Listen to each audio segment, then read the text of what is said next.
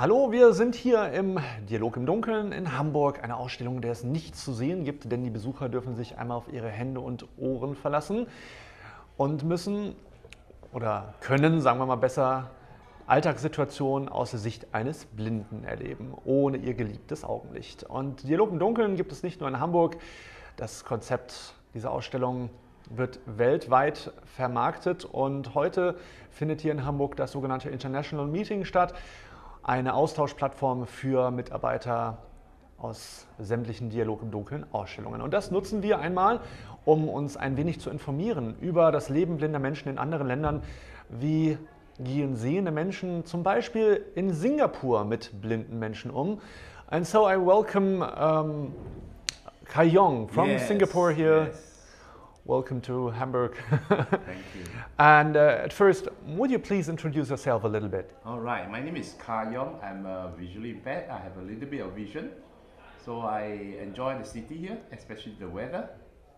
In Singapore, it's a very humid and hot weather. So I look forward to staying more days here. Yes. Yeah, what can you see? I could see you, for example, but I will not be able to recognize you by your face. That's about all. I cannot see big. I can see big things, not small one. I can see colors. Yeah, that's about all. Okay. Yes. Have you been visually impaired since birth? Yes, I have been since birth. Okay. And how did your parents and your family deal with with your handicap? Of course, they haven't. They did not know that they'll have a boy who's blind, who is visually impaired. So they did not send me to school, which was a blessing in disguise because I have fun. I did not attend school until I was 11, and I hope you envy me. So I only go to school at age 11, and my parents just left me at home, leaving me to play and having a good time. Yeah, so I think they are not equipped to help or to bring up a blind child. Did you go to a special school for the visually impaired? Yes, I do.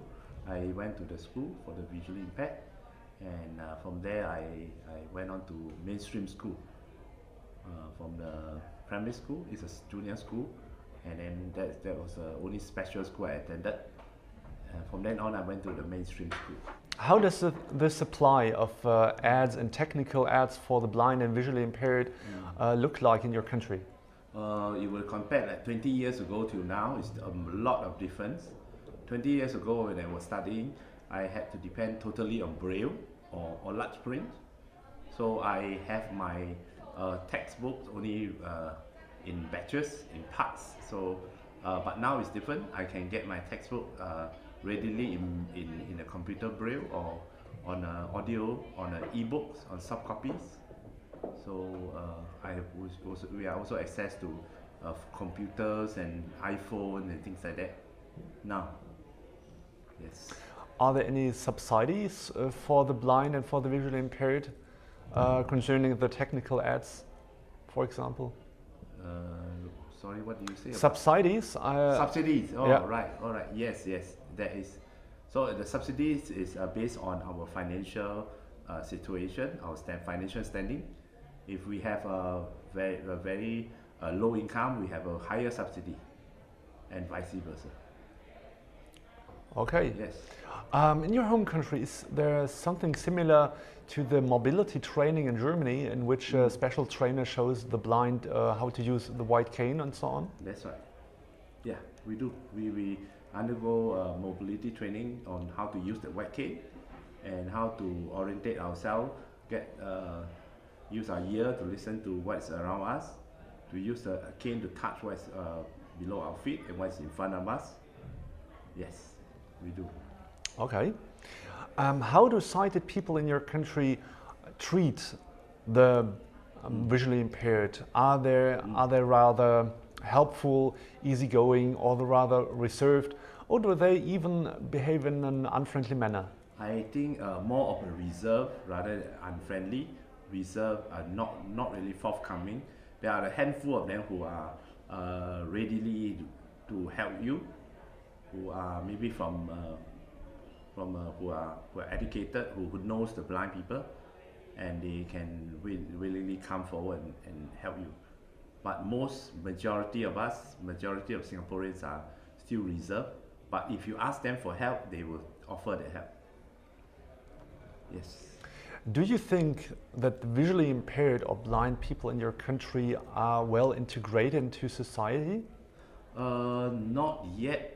I would say it's much better when compared in the past, because many of us have gone into mainstream schools, and more of us has gone into mainstream employment. But there are still rooms for improvement. Are things like, for example, public transportation, schools or universities in your country accessible? Yes, things have been improving over the years. Recently, the university has started up departments to look into students with disability, to provide assistance. In the past, only in junior or middle school, or what we call secondary schools, has resources for us, but now even the tertiary education, we have some resources. Public transport, we have some concessions for us now. In the past, there wasn't. So there's improvement there also. What would you wish for the future of your country regarding integration and inclusion? Is there anything what should change? I would like to see more change in terms of employment for us, that the government take an active role in persuading, convincing employers to give the person with disability an opportunity to work in open employment. I would like to see the government to take to do the first step of offering employment to us first, to show a good example. Yes. Thank you very much for the interview. Yes, thank you. Thank you for inviting me. Das war Kah Yong aus Singapur, und dieses Interview könnt ihr in Kürze auch auf Deutsch nachlesen in unseren Blogs unter blindlife.de oder christian-ohrens.de, und weitere interessante Interviews mit interessanten Menschen aus zum Beispiel Japan, China, aus Griechenland oder Malaysia findet ihr auch in unseren YouTube-Channels.